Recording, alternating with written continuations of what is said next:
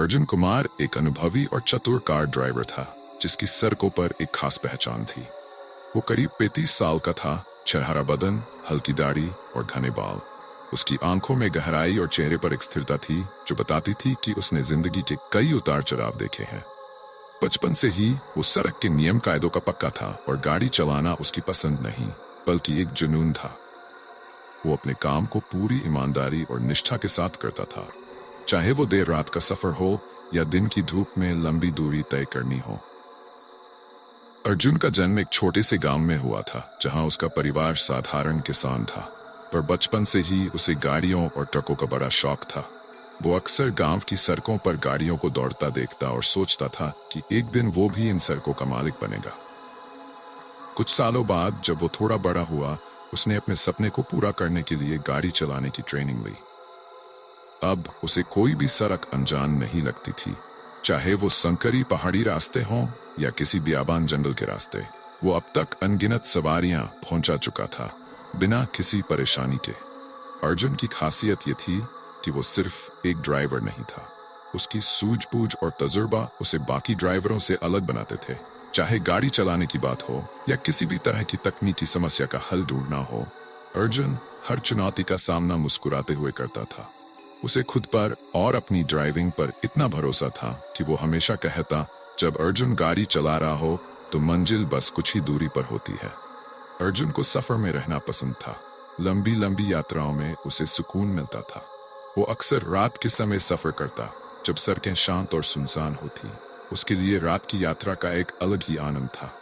आसमान में चमकते तारे, सड़क पर हल्की हल्की ठंडी हवा और गाड़ी का इंजन की धीमी आवाज, सब कुछ उसे एक अद्भुत सुकून देते थे। लेकिन कभी कभी रात के सफर में कुछ अजीबोगरीब घटनाएं भी घटती थीं, जिनका कोई तार्किक कारण नहीं होता। अर्जुन ने कई कहानियां सुनी थी, लेकिन उसने कभी किसी पर भरोसा नहीं किया। अर्जुन की कहानी उस रात अर्जुन को एक लंबी यात्रा पर जाना था। एक अमीर परिवार ने उसे बुलाया था जो एक पुराने शहर से अपनी पुरानी हवेली को देखने जा रहा था। परिवार में सिर्फ 4 लोग थे, पति, पत्नी और उनके 2 छोटे बच्चे। उन्होंने अर्जुन को अपने परिवार के साथ सुरक्षित और आराम से शहर से गांव तक पहुंचाने की जिम्मेदारी दी थी। अर्जुन ने खुशी खुशी इस सफर को स्वीकार किया। उसे रात के समय ड्राइविंग का बहुत अनुभव था और वो जानता था कि उसे रास्ते में कोई बड़ी मुश्किल नहीं होगी। लेकिन उस रात कुछ अलग था। जैसे ही अर्जुन ने गाड़ी चालू की, उसे एक अजीब सी बेचैनी महसूस हुई। उसे लगा जैसे कुछ गलत होने वाला है। उसने इसे अपने दिमाग का वहम समझकर नजरअंदाज कर दिया और परिवार की यात्रा शुरू कर दी। रास्ता लंबा था और शहर से बाहर निकलते ही अंधेरा गहराने लगा। गांव की ओर जाने वाला रास्ता सुनसान था। सिर्फ सड़क के दोनों ओर पेड़ों की कतारें थीं जो अंधेरे में और भी भयानक लग रही थीं। अर्जुन की नजरें सड़क पर थीं, लेकिन उसके कान कुछ अजीब अजीब आवाजें पकड़ने लगे। कभी गाड़ी के इंजन की आवाज में कुछ गड़बड़ महसूस होती, तो कभी उसे लगता कि पीछे की सीट पर कोई फुसफुसा रहा है। उसने पीछे बैठे परिवार की तरफ देखा, लेकिन सब सो रहे थे। अर्जुन के मन में अब धीरे धीरे डर घर करने लगा। वो मन ही मन खुद से कह रहा था, अर्जुन, तुझे क्या हो गया है? तू तो कभी इन सब चीजों पर विश्वास नहीं करता था। ये सब तेरा वहम है। लेकिन उस रात का अंधेरा सामान्य अंधेरे से कहीं ज्यादा घना था। उसने अपनी घड़ी देखी। रात के 2 बज रहे थे।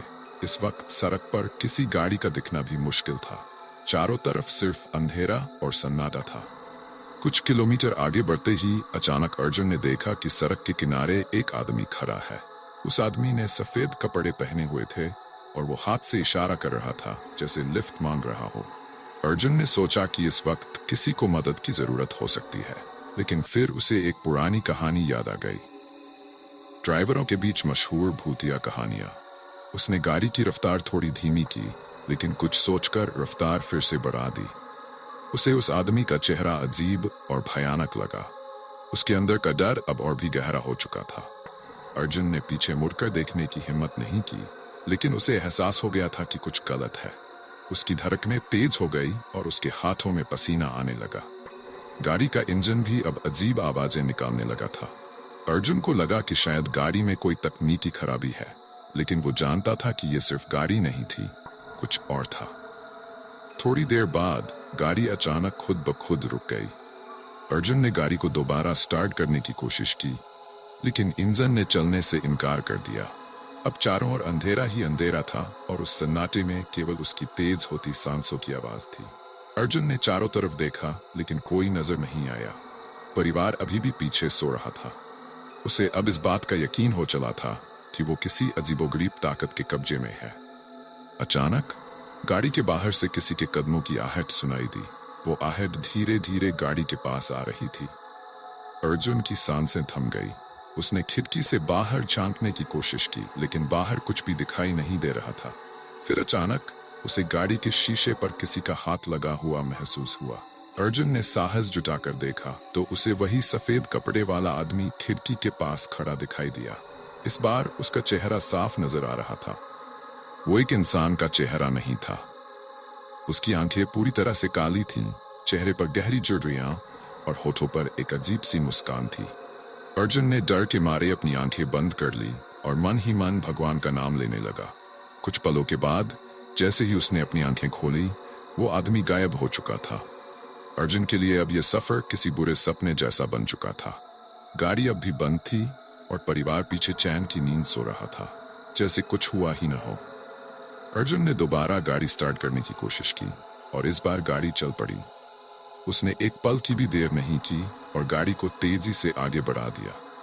उसकी धड़कनें अब भी तेज थीं और मन में डर का साया मंडरा रहा था। उसने खुद से कहा, बस अब जल्दी से गांव पहुंचा दो भगवान, मुझे अब और कुछ नहीं चाहिए। रास्ता जैसे खत्म होने का नाम ही नहीं ले रहा था। हर मोड़ पर अर्जुन को लग रहा था कि कोई उसके पीछे है, कोई उसका पीछा कर रहा है। वो बार बार पीछे देखने की कोशिश करता, लेकिन उसे सिर्फ अंधेरा ही दिखता। उसकी आंखें थक चुकी थी, लेकिन डर उसे सोने नहीं दे रहा था। आखिरकार घंटों के सफर के बाद अर्जुन गांव के पास पहुंचा। उसने राहत की सांस ली। परिवार अभी भी सो रहा था और अर्जुन ने उन्हें बिना किसी परेशानी के हवेली के पास उतार दिया। वो बिना कुछ कहे चुपचाप वहां से निकल गया। लेकिन उस रात के बाद अर्जुन कभी वैसा नहीं रहा।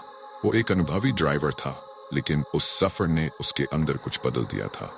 अब उसे रात के सफर से डर लगने लगा था।